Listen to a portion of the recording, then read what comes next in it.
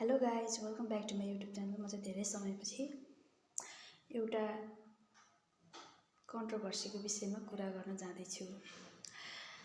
एकछिन काम गरेर यसो फुर्सदमा चाहिँ नि मोबाइल हेरौँ भनौँ होइन, खालि बुढाको अचार मात्रै आउँछ, खालि बुढाको अचार मात्रै आउँछ।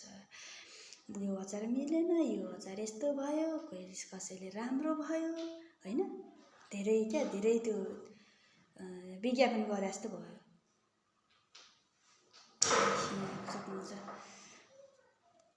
लोकल काँक्राको अचार होइन, मुलाको अचारको चाहिँ कसैले कुरा गर्दैन, खालि मासु, सबैजना मासुमै झुन्डिया छन्।